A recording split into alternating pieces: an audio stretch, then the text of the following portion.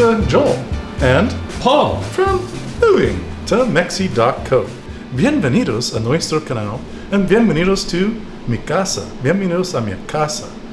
There, I switched up the intro today. I have a completely different cadence, Paul. You do. It's much more mellow. A little mellow. You're trying not to upset Jillian because she's working on the computer behind you. Look at her in her little cubby hole there. There she is. Anyways, bienvenidos a mi casa and bienvenidos to another episode of Taco Tuesday.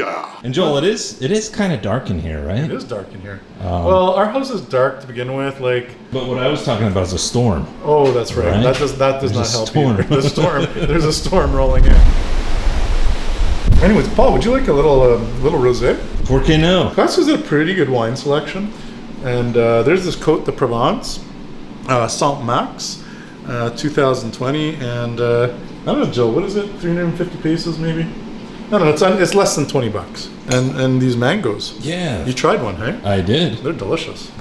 And Nadia was saying they're very special mangoes? Yeah, like these mangoes come, they're from Bucerias, but there's only a few trees in the entire town that grow these. Yeah. And those are pretty big. They're big. I mean, look at this thing. Yeah. Oh, that's that's massive. big one. And the one I just cut up was even bigger. Yeah. Because there's tons of mangoes around, right? Yeah, but they're usually not these like this. smaller ones, and but not like this size. And it's so sweet. Yeah. It's like candy. It's like candy. Like I was saying, like to make a mango margarita out of that. Oh man.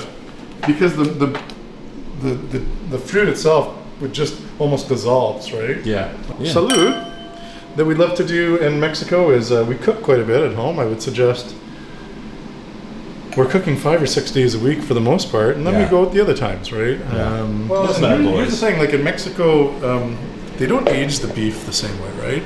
So a lot of the beef we get is not tender, and if you do like a bigger cut like this, it tends to be a little bit more chewy. So a little bit of a life hack here. And again, I just saw this on YouTube one time, and I've kind of adopted it as my own. Is you take the pieces, you salt them on both sides, and then season them. In this case, I just did salt and pepper. Yeah. And then you put them on top of a rack like this, just your oven rack, and allow like a little tray in the bottom for any of the drippings. And then you just put it in your fridge. So I put it on the top shelf of my fridge, and I air dry it for 24 hours. And you just leave it open in the fridge like that. And then around halfway through, and it doesn't have to be exact, I flip them.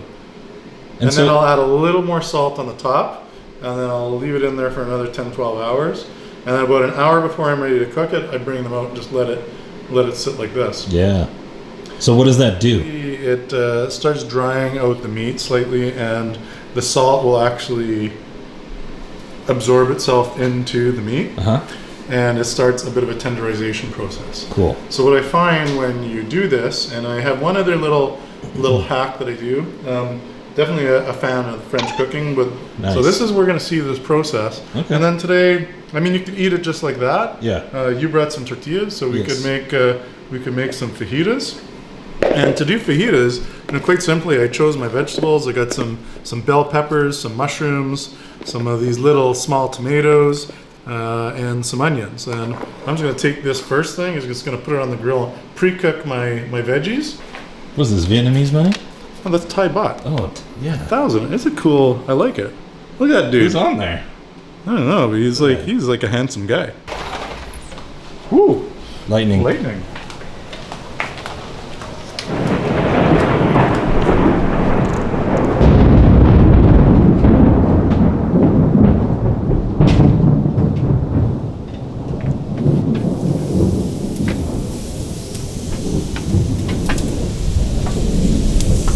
It's just all going on there. Sometimes I usually leave the tomatoes last, because they'll cook faster. But I'll just pick them out.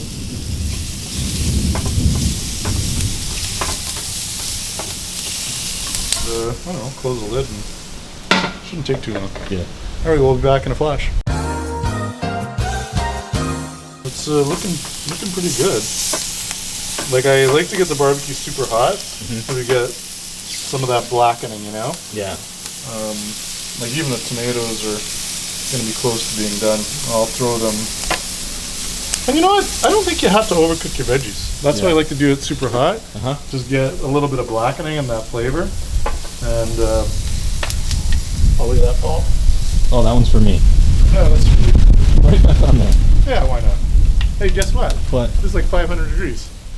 Kill Yeah, anything. it's gonna kill it. What it is. All right, I'm gonna do one more little flippy doo-doo here. And then we're good to go, okay, Paul? Yes. And I'm gonna let the barbecue heat back up again. And then we're going to cook some steaks. What'd you put on there, Joel? Well, you know what, Montreal steak spice. That's kind of what I had. Yeah. I ran out of the Santa spice that I wanted, so when it's really just to give it a tiny bit of Yeah. zhuzh. But you know, the beautiful thing coming up here, Paul, is the butter bath. Butter bath? Oh yeah, man. That sounds wonderful. So you just Oh, you just rub the butter on like that? steak loves that. And you wash your hands after this? No, I just put it in my mouth. Oh, there Lick you go. my fingers. There you go. You know? Oh, and you butter both sides. Oh yeah, baby. I've done it without the butter, Uh-huh. and I've done it with the butter, Uh-huh. and You prefer butter? you can tell the difference. Yeah. Let the grill get up to like 500 degrees. I'm gonna do the double sear. We'll turn her down, and we'll have about 8 minutes of cooking in total. You know, 4 minutes per side on top of the searing, Amazing. and that'll get it to about medium rare. Thank you, sir. I let them sear for a minute. I Uh-huh. come back and I have a couple sips of wine. Uh-huh. That's my my alarm clock. Oh, okay. And then by the time I have my couple sips of wine, then I go back and I check on the steaks.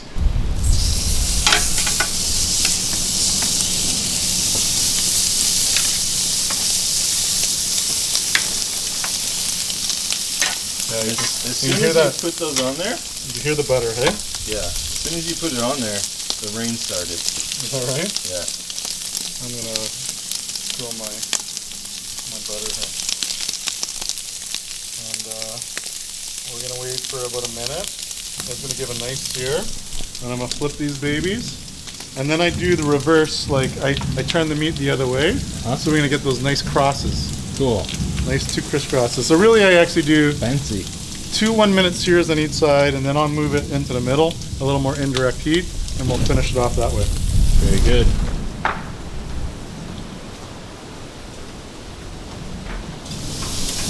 All right, so we got a nice sear going. Look at that, hey? Yeah. So that's what happens when you get that nice hot grill. Look at those lines. Yeah. Beautiful. Okay. Check my lemons out. I don't want to over cook them because all the juice will just run out. All right. Yeah, another minute, and then I'll reflip them again. And we'll get that nice little crisscross. All right, You gonna crisscross them? We're gonna flip her and like see, and I got those nice grill marks. Uh-huh. But now we're gonna create a little bit of a cross, and we're gonna put it more a little indirect heat. I'm gonna lower it just a wee bit. Oh, we're gonna get these guys off there. I'll flip around so the juice stays in, and then I'm gonna close the lid though now. Okay. So we're going to reduce the heat, but Uh-huh. kind of like almost like it's cooking inside an oven. Sure. But I don't like to have the lid on when I'm searing. Mhm. I don't like it to affect the uncooked meat. Let's sit for a couple minutes and we'll see what the crisscross looks like. All right. All right, well let's check out. Oh, come on, I'm struggling here, Paul. Look at that. But you know, it's like crispy, but not burnt. Right. You know? Actually, I'm That's looking good. gonna dial it down just one more little bit and take my lemons off now. And dial it right down. We're gonna leave it on for like maybe another minute and a half. Then we're gonna let them sit for 5 minutes at room temperature, Uh-huh. and then we're gonna dig in.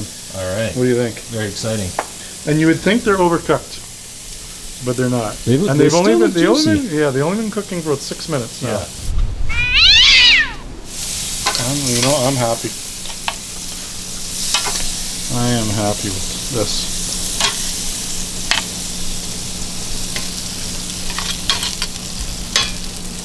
That one will be the little more rare one, hey? Yeah. That one's for me, right?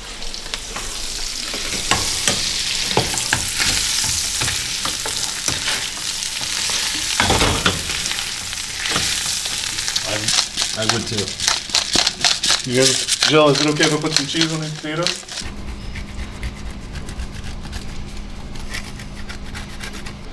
Alright, let's, which one are we going to pick here? I'm going to take, this is a guy because it's a little thicker. This one's going to be a little lesser, and then this one might be going to be a little more cooked. Ready, Paul? Yeah. Oh yeah. That looks about perfect. Yeah. This is a nice red color. Steaming, but this one maybe ended up being a little more to the medium. That's still maybe medium rare, it's pretty pink. Good. Take this lemon,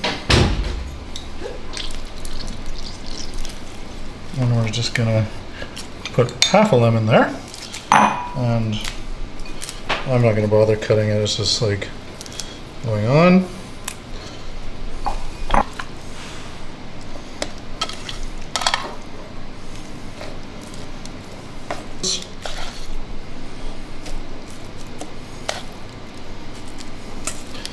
I mean, this is not Mexican.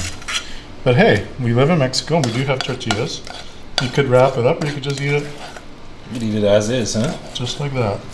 You get some tortillas, you get some bread, you get your steak. Dig in, Addie. Okay. Can you pass me a fork and a knife, please? Oh, she's going for it. Oh my gosh.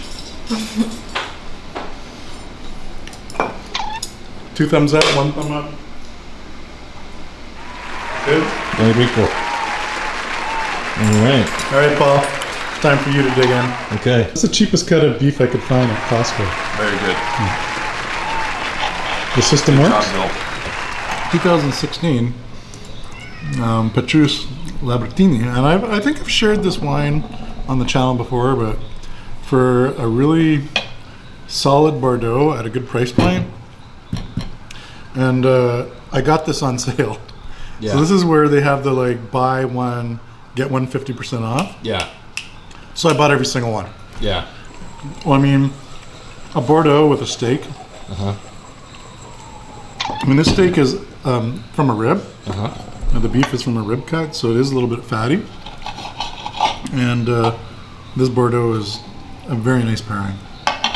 And Jillian just kind of snuck a pour for me here. Thank you. Welcome. That was a delicious dinner. Yeah. Yeah. So you know, moving to Mexico, you can make some fantastic meals at home. You can obviously visit some amazing restaurants, some amazing taquerias, which we have shown you over the course of 2+ years now. That's right. It's crazy. Yes. The 300 pesos of beef, which we didn't even eat. All of it. There was 4 of us. Yeah. And half of it's still left over. So thanks again for joining us. Again, if you're new to the channel and haven't yet subscribed, make sure you hit that subscription button. Toggle the notification bell. Give us a thumbs up. And thanks for joining us for another Taco Tuesday. As the always in my intros, always in my outros. Yeah. Something loud has got to drive by. That's right. And until the next video, nos vemos, hasta luego, and adios desde Bucerias, Mexico, and Casa Victoria.